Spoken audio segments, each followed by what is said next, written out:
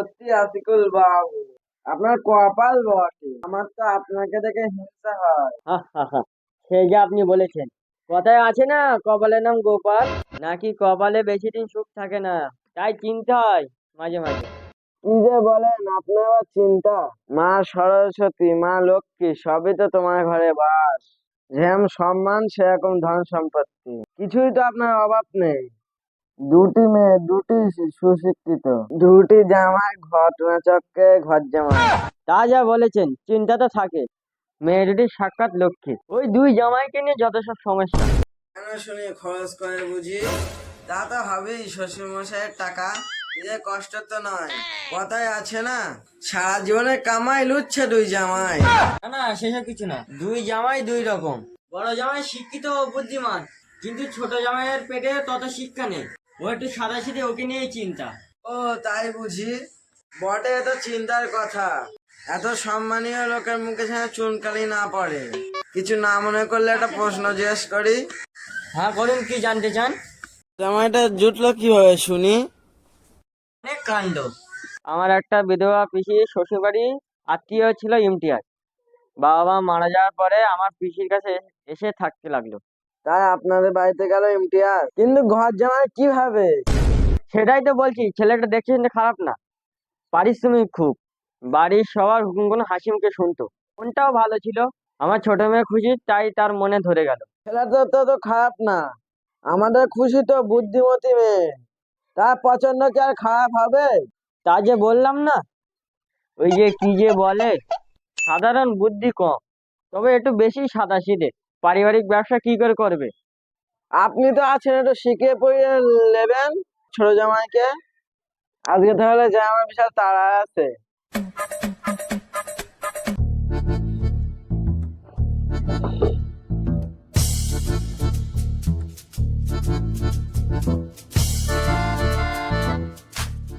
এই যে হাসিবুড়ার ইমতিয়াজ, তোমরা আমার দুই প্রিয় জামাই। আমার ছেলে নেই বলে আমার ব্যবসার দায়িত্ব ভবিষ্যতে তোমাদের দুজনাকে নিতে হবে। বাবা, আমরা কেন? আপনার দুই মেয়ে আছে তো। ওরা পড়াশোনা সংসার সামলায়, ওদের আর এদিকে জড়িয়ে লাভ নেই। আপনার কথা তো আমার আদেশ, আপনি বলুন কি করতে হবে। জানি তোমাকে কোনো দায়িত্ব দিলে শিক্ষা ও বুদ্ধি দিয়ে কাজ করবে। ইমতিয়াজ, তুমি কি পারবে এসব সামলাতে? বাবা, আমি তো ব্যবসার ঘোরপেচ কিছু বুঝি না। হাসুর দাদাকে দাও, হাসুর দাদা দেখবেন। আমি না হয় গায়ে গতটা খেটে পুষিয়ে দেবো। হয় না বাবা, আমার দুই মেয়ে সমান যোগ্য। তাই চাই আমার দুই জামাই সমানভাবে যোগ্য হোক। দুজনে মিলে ব্যবসা বাণিজ্য এগিয়ে নিয়ে যাও। কিন্তু বাবা, আমার তো ব্যবসা বাণিজ্য কিছু বুঝি না। সত্যি কথা বলতে হয়, সব কোনো ইচ্ছা নেই। বাবা, আপনার মাথা করে আছেন তো, হাসুর দাদা আছে তো, ওসব আমি পারবো না। না না, ওইসব বললে চলবে না। আমি তো এখন আছি, সারা জীবন তো আমি থাকতে পারবো না। হাসিবুর নিজের ব্যবসা সামলাবে, আর তুমি তোমার ব্যবসা। আমি যতদিন আছি ততদিন শিখিয়ে পড়িয়ে যাব। হ্যাঁ বাবা, আপনি ঠিক বলেছেন, আপনি আদেশ করুন আমার কি করতে হবে। হ্যাঁ বাবা, তোমার উপরে ভরসা আমার আছে। হ্যাঁ আমি জানি ইমতিয়াজ পারবে, ও শত পারিশ্রমিক। জি বাবা, আপনি যেগুলো বলেছেন আমি চেষ্টা করবো। হ্যাঁ আমি এইটাই তো চাই। মোড়ের মাথায় যে মুদিখানার দোকানটা আছে সেটা ইমতিয়াজকে দেবো, আর ইট বালি সিমেন্টের দোকানটা হাসিবুরকে দেবো। আপনি যা বলেছেন বাবা। কিন্তু বাবা, আমি কি পারবো? হ্যাঁ নিশ্চয়ই পারবে, আমি শিখিয়ে দেবো। সুবিধে আর অসুবিধার জন্য তো হাসিবুর তোমার পাশে আসে।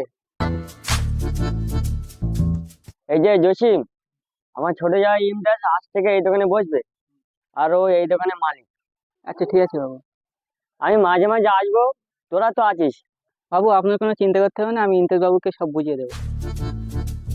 বুঝলে ইমতিয়াজ, এই যে জসিম আমার দোকানে 10 বছর ধরে কাজ করছে, তোমার কোনো অসুবিধা হবে না। কিন্তু বাবা, আমি কি পারবো? আমার নিজের উপর ঠিক বিশ্বাস হচ্ছে না। আরে কাজ করতে থাকো আর নিজের উপরে ভরসা রাখো, আমি তো আছি। জসিম আসে, কোনো অসুবিধা হবে না। হাসিবুরকে নিয়ে আমার কোনো টেনশন নেই।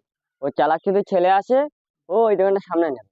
আচ্ছা আমি তাহলে বাড়ি যাই, তোমরা দোকানটা স্টার্ট লাও।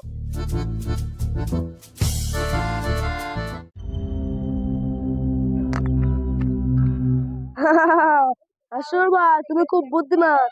কয়েক মাসে ব্যবসা দুগুণ বাইরে ফেলেছো। হাল তো আমাকেই ধরতে হতো, বাবার বয়স হয়েছে, আর কতদিন এই ব্যবসা দেখ। সত্যি বলতে, বাবা সাদাসিধে মানুষ, এইসব ব্যবসা করতে গেলে সোদাবুদিতে হয় না। যা বলেছেন আসিউল ভাই, বাড়ির সিমেন্টে এত ভেজাল না মিশালে এত লাভ হতো?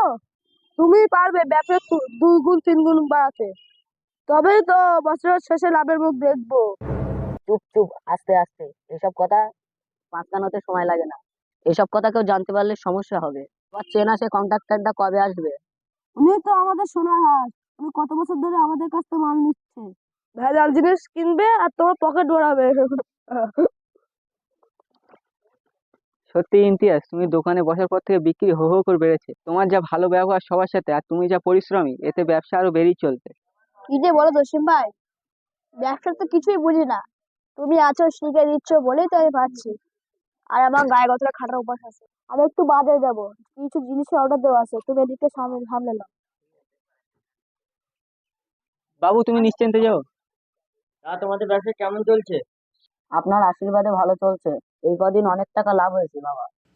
তুমি আমি তো ব্যবসা কিছু সেরকম বুঝি না, জসিমবাবু শিখে পড়ে দিচ্ছে বলে আমি পাচ্ছি।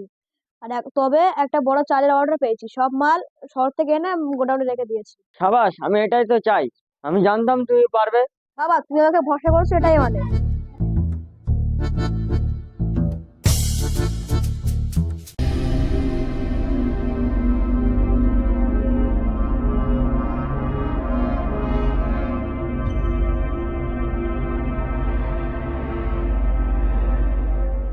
আজকে এত টেনশনে লাগছে? ইমতিয়াজ বেটা এই কদিনে দোকানে বসে লাভ করবে, এটা তো হতে দেওয়া যায় না। কি যোগ্যতা আছে ওর? তোকে ভেবেছিলাম বেটা ব্যবসা জমাবে, বাবার মাথায় হাত বুলিয়ে ব্যবসাটা নিয়ে নেবো, সেটা হচ্ছে কই? একটা উপায় আছে হাসিবুল ভাই, বলবো? কি উপায়? এই দেখুন হাসিবুল ভাই, এটা কিসের চাবি? এটা ওই দোকানের গোডাউনের চাবি। এলো কি করে? আগে তো ওই দোকানে বসতাম, একটু একটু হাত সাফাই করতাম। ওই জসিম বড়বাবুর কানে কি ফুমান্তার দিল, আর বড়বাবু আমাকে এই দোকানে পাঠিয়ে দিল। আমি সুযোগ বুঝে চাবিটা নকল করে রেখেছিলাম, যদি কখনো কাজে লাগে। বাহ বাহ, তুই তো বহুত কাজের ছেলে। এবার দেখছি তোর মাইনেটা বাড়াতে হবে। তা হাসিবুল ভাই, আজকে রাতের মধ্যে মালটা সরিয়ে ফেলতে হবে।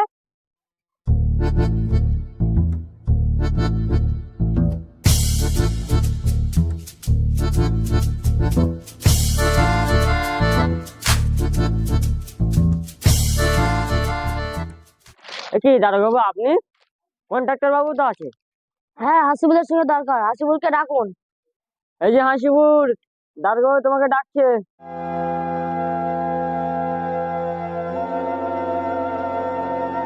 স্যার এসে হাসিবুল, ওনার থেকে আমি আমার ব্যবসার কাঁচামাল কিনি, এত বছর কিনে আসছি। কি ব্যাপার, কি হয়েছে কি? আমি তো কিছু বুঝতে পারছি না। কোনো সমস্যা আছে? হ্যাঁ সমস্যা তো, কন্ট্রাক্টর বাবু একটা চারতলা বিল্ডিং বানিয়েছে, সেই বিল্ডিংটা আজ সকালে ভেঙে পড়েছে। সেই সিমেন্ট বালি পরীক্ষা করে দেখা গেছে সব ভেজাল। আমি এই সিমেন্ট বালি হাসিবুল দাদার কাছ থেকেই নেই, উনি আশিকুল বাবুর জামাই, এনার কাছ থেকেই বহু বছর ধরে মাল নিয়ে আসছি।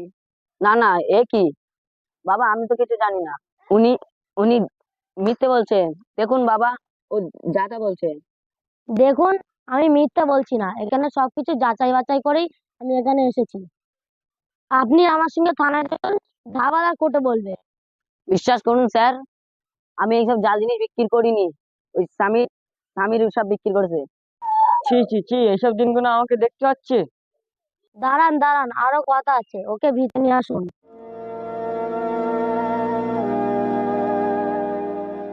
স্বামী তুই? ওকে আমরা ধরেছি বেআইনি ভাবে, ও কিছু চালের বস্তা পাচার করতে যাচ্ছিল, কোনো কাগজপত্র পায়নি, নিজেই স্বীকার করেছে এগুলো চুরি করা চাল। সব করেছে হাসিবুলের বুদ্ধিতে, আর ওর কাছে নকল চাবি পাওয়া গেছে। না বাবা, আপনি এই কথা বিশ্বাস করবেন না, আমি সব কিছু করিনি।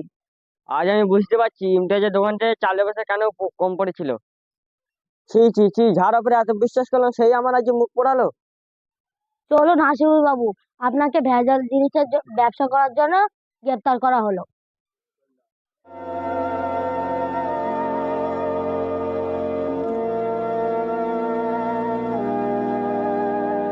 বাবা, আপনি ভেঙে পড়বেন না, কোথায় হয়তো ভুল বুঝাবুঝি হচ্ছে, আমি একটু থানায় যাচ্ছি। আমি হাসিবুলকে বিশাল বিশ্বাস করতাম, সেটাই আমার কাল হলো। আমার বিশ্বাসের সুযোগ নেই, সে এটা করলো। ইমতিয়াজ, তোমাকে না জেনে সেদিকেও ছোট বড় বিশাল কথা বলে ফেল। তোমার তো বুদ্ধি নেই, তুমি তুমি সৎ। আমি এখন বুঝতে পারছি আমার ছোট মেয়ে জীবন সঙ্গী হিসেবে ঠিক মানুষকে বেছে নিয়েছে। আজ থেকে আমার সব ব্যবসা তোমার। নিজের পরিশ্রম আর সততা দিয়ে অনেক বড় হও। আপনি আপনি যদি সৎ মানুষ হন তাহলে আপনি যেভাবে ব্যবসা করেন, আপনার ব্যবহার মানুষের সাথে যেমন, আর যেভাবে আপনি মানুষের সাথে কথা বলেন, সেটাই আপনার সততা প্রকাশের জন্য যথেষ্ট। ইউটিউবে আমরা একটা ভিডিও ছেড়েছিলাম, ভিডিওটার কিছু ভুলের জন্য ইউটিউব ভিডিওটা ডিলিট করে দিয়েছে, তাই জন্য আমরা অনেক দুঃখিত ছিলাম। কিন্তু আবার আমরা মনে জোর দিয়ে ভিডিওটা আপলোড করলাম, ওই জন্য ভিডিওটা আসতে একটু দেরি হলো। ভিডিওটায় কোনো ভুল থাকলে আপনারা কমেন্ট করে বলবেন, সেটা শুধরে নেব। এবং আপনারা আমাদের পাশে থাকবেন, লাইক, শেয়ার, কমেন্ট এবং সাবস্ক্রাইব করে দেবেন। টাটা।